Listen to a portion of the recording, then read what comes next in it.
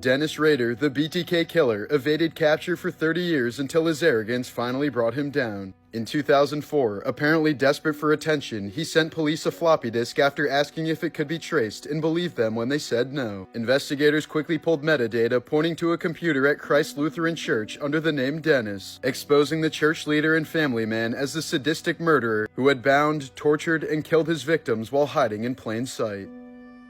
In the mid-1980s, the Thorac 25 radiation machine became infamous as one of the deadliest medical devices ever built. Designed to treat cancer patients, it instead delivered massive radiation overdoses due to several hidden software flaws and missing safety checks. Between 1985 and 1987, at least 6 patients were blasted with hundreds of times the intended dose, burning their flesh from the inside out, leaving some screaming in agony, and ultimately causing several horrific deaths. In October of 2003, a Las Vegas audience watched in horror as Roy Horn of the famed duo Siegfried and Roy was mauled on stage by his own 600-pound white tiger, Manticore. What began as a dazzling birthday performance suddenly turned grim when the animal clamped its jaws around Roy's neck and dragged him off stage, crushing his windpipe and leaving him moments from death. He miraculously survived, but the attack left him partially paralyzed, ending the duo's legendary Vegas run after more than a decade at the Mirage. Roy later claimed he had felt faint during the act and that the tiger was simply trying to protect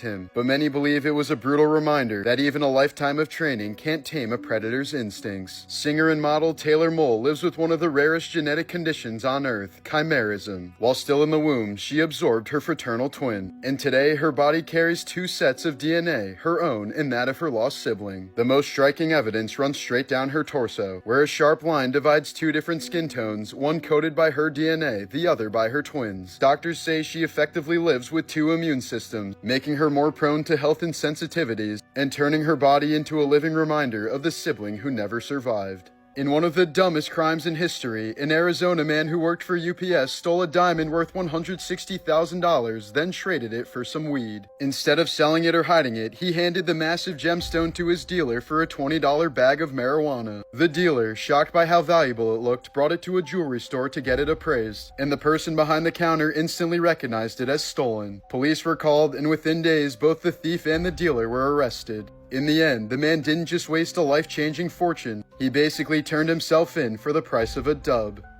On the other hand, in 1968 Japan, a man pulled off one of the most brilliant heists in history without the use of a single weapon. Disguised as a motorcycle cop, he pulled over a bank vehicle carrying over $10 million in cash and claimed it was rigged to explode. To make it believable, he lit a flare underneath the car and yelled for the employees to run. They bolted in fear as he calmly got in, drove off with all the cash, and vanished. Despite the largest manhunt Japan had ever seen, interviewing over 100,000 people, neither the thief nor the money has ever been found.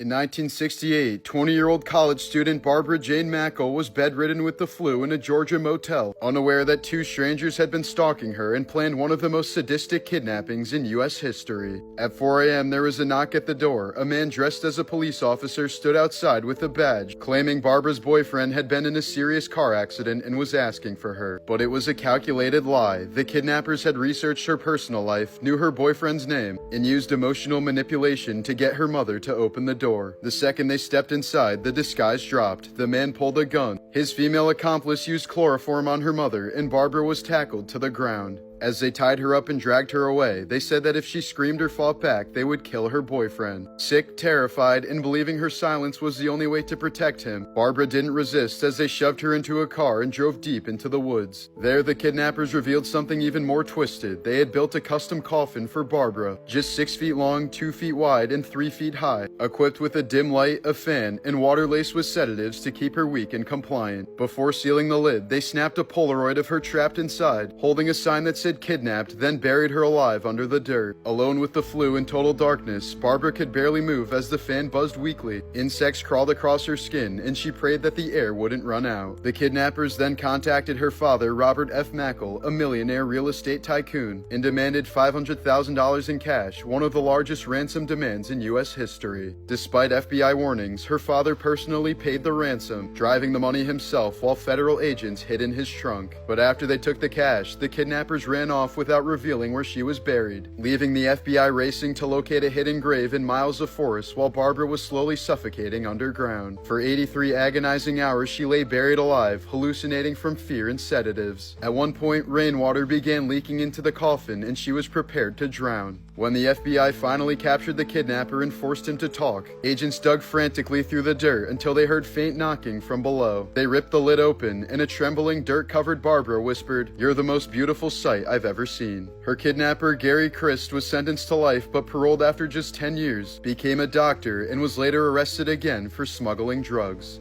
Here's a photo of two tourists posing inside the Claw of Death at Chernobyl, a massive crane used to scoop up chunks of radioactive reactor core after the 1986 meltdown. The machine is still so contaminated that standing near it can deliver radiation doses dozens of times higher than a chest X-ray, and its rusted frame is coated in radioactive dust that can cling to hair, skin, or clothing. While a brief picture likely won't cause immediate sickness, the exposure adds to long-term cancer risk, and any contamination they brought home could be far deadlier. It remains one of the most dangerously toxic relics of the exclusion zone, yet people still climb inside it for a photo op. In 2000, a Tahitian man named Fidel Maruhi pulled off one of the most unlikely survivals in aviation history. He stowed away in the wheel well of a Boeing 747 bound for Los Angeles. For 7.5 hours, he endured sub-zero temperatures and near total lack of oxygen, and when rescuers found him, his core body temperature was just 79 degrees Fahrenheit, a level usually considered fatal. But against all odds, he lived, and when asked why he'd risk such a death-defying stunt, he explained his dream was to reach France simply so he could shake hands with soccer legend Zinedine Zidane. In February of 2007, over New South Wales, Australia, Polish-German paraglider Eva Wisniewska was sucked into a massive thunderstorm during a routine training flight and carried to nearly 33,000 feet, where temperatures dropped to around negative 50 degrees Celsius and oxygen levels were extremely low. She lost consciousness for about 40 minutes as her paraglider was tossed around inside the storm, yet somehow remained airborne. When the storm weakened, she descended and regained consciousness mid-air, surviving with only frostbite and minor bruising. Another pilot caught in the storm, Hee Zong-pin, was found dead nearly 50 miles away.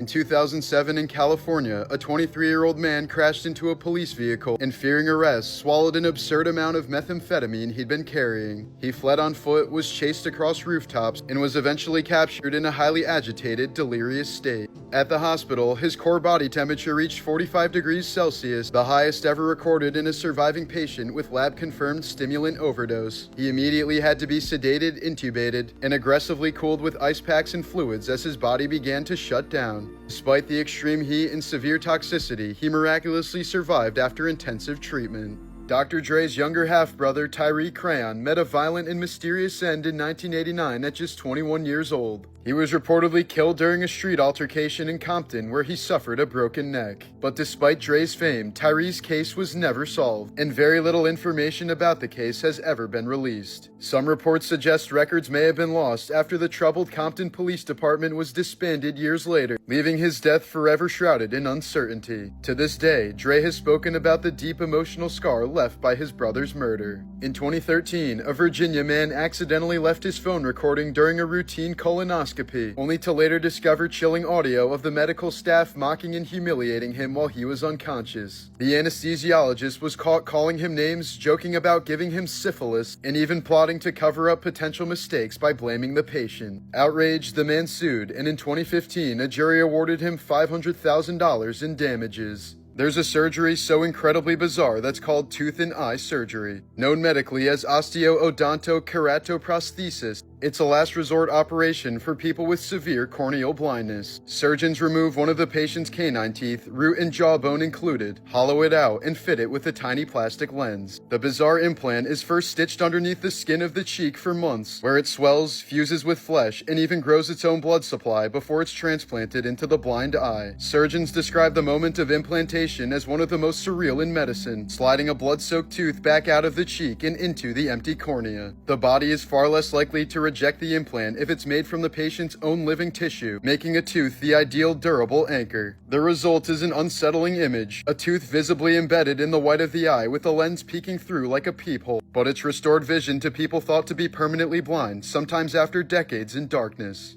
At the height of his YouTube and FaZe Clan fame, Norden Chat, aka FaZe Rain, spiraled into a drug addiction so destructive that millions of fans watched him unravel in real time. What began with casually showing off painkillers to his audience escalated to him swallowing alarming amounts of pills on stream, bragging about it while his body silently deteriorated. By 2020, Rain was suffering seizures, collapsing, and eventually lost the ability to walk. Doctors warned the nerve damage in his legs might be permanent, leaving him in a wheelchair and forcing him into grueling therapy. His addiction wrecked friendships, destroyed his career, and turned a gaming star into a cautionary tale as fans saw him posting from hospital beds and fighting through constant pain. But after years of setbacks and near-death lows, he finally clawed his way back to sobriety. Rain can now walk again, is slowly attempting to rebuild his career, and now shares his harrowing story as a warning about how fast addiction can take everything. She endured abortion after abortion until her body could no longer take it. In 2017, a woman in eastern China reportedly died after undergoing 4 abortions in a single year, each one carried out under pressure from her husband, who was determined to have a son. When every pregnancy resulted in a girl, he insisted she terminate, ignoring the strain it put on her health. After the 4th procedure, her body gave out and she succumbed to the damage. A grim reminder of how cultural obsession with male heirs can turn deadly.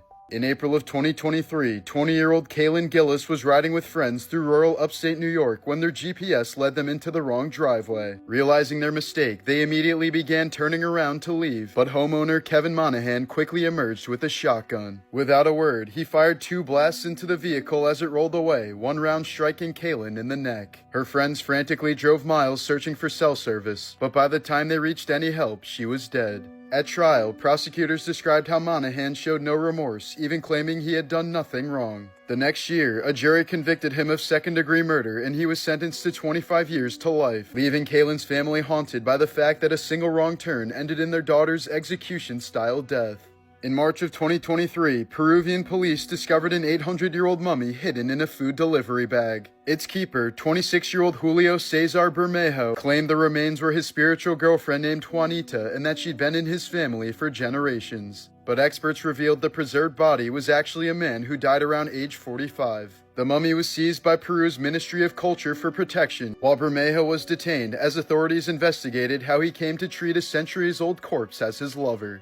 71-year-old George Hodgson Zinn became an unsettling side character in the aftermath of Charlie Kirk's assassination. As Kirk lay bleeding on stage, Zinn, a well-known Utah political agitator with a history of disruptive antics, told bystanders and police that he was the shooter. Officers quickly detained him, sparking confusion as viral footage showed the elderly man being hauled away in cuffs.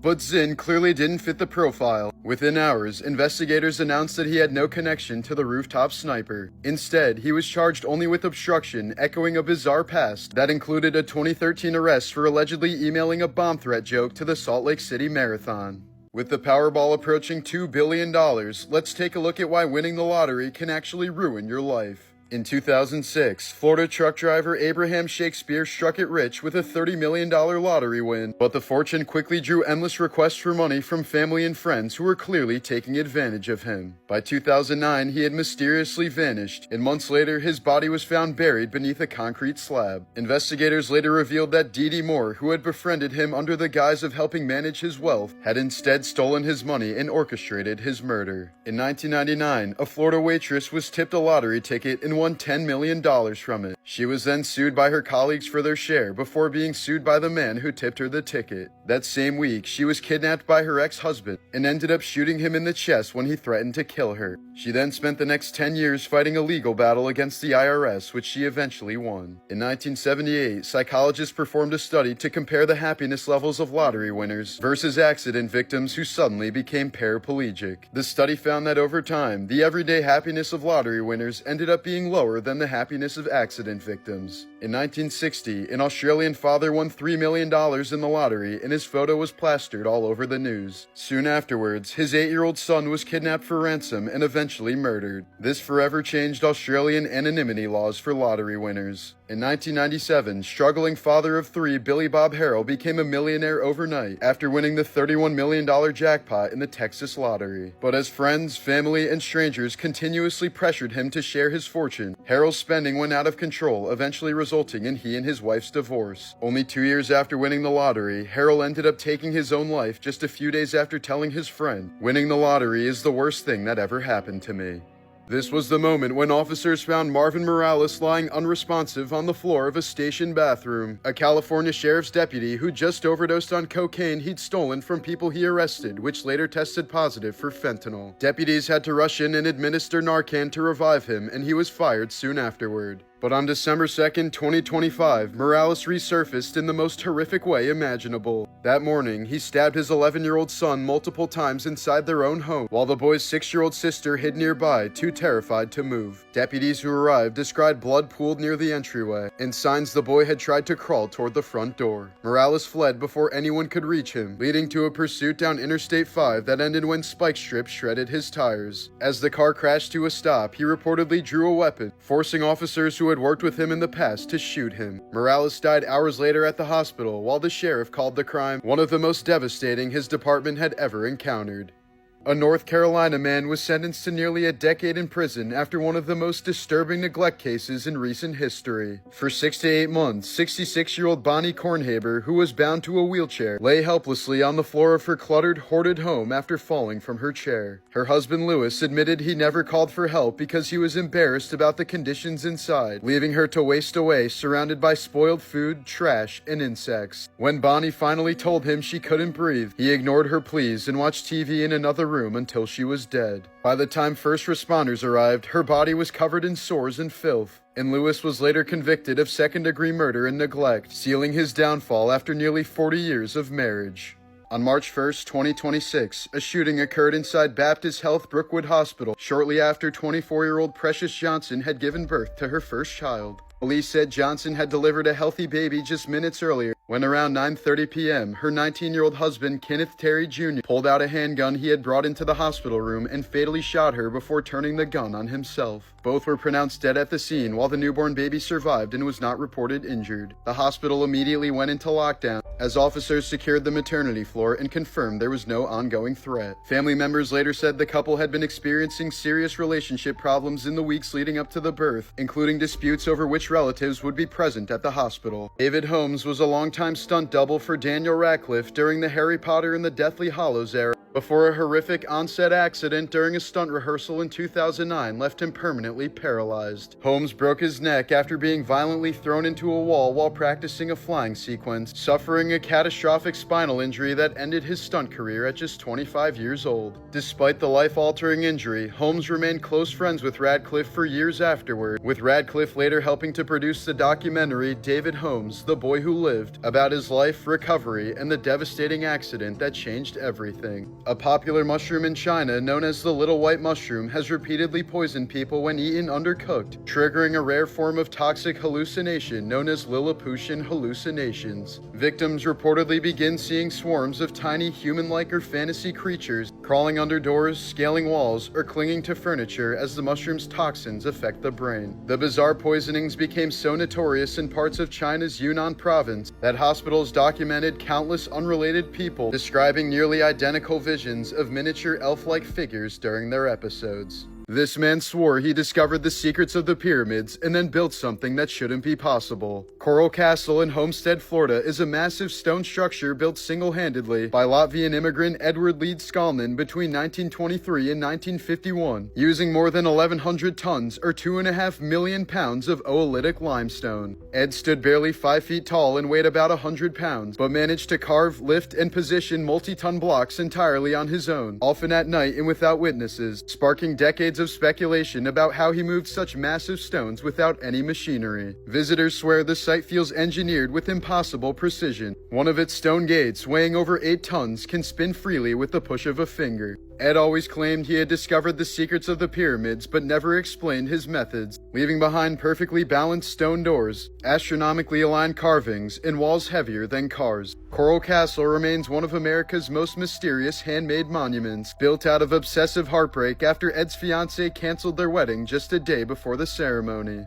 In 2012, 18-year-old Gabby Scanlon was celebrating her birthday at Oscar's Wine Bar in Lancaster, England, when staff served her a cocktail topped with liquid nitrogen. Moments after downing the smoking drink, she felt a violent pain in her abdomen. Doctors later said it was as if her stomach had exploded from the freezing chemical. She was rushed into emergency surgery, where doctors had to remove her entire stomach and reroute her digestive tract just to save her life. 3 years later, in 2015, the bar was fined £100,000 for failing to recognize the danger of serving cocktails still bubbling with liquid nitrogen. Kansas City pharmacist Robert Ray Courtney illegally diluted thousands of medications, including chemotherapy, over nearly a decade, claiming extra profit. Estimates put the number of affected patients at about 4,200, with some treatments watered down to as low as 17% of the prescribed dose. Convicted in 2002 and sentenced to 30 years, he was released to home confinement in 2024 under the First Step Act, sparking outrage from victims who think his actions contributed to serious harm and deaths.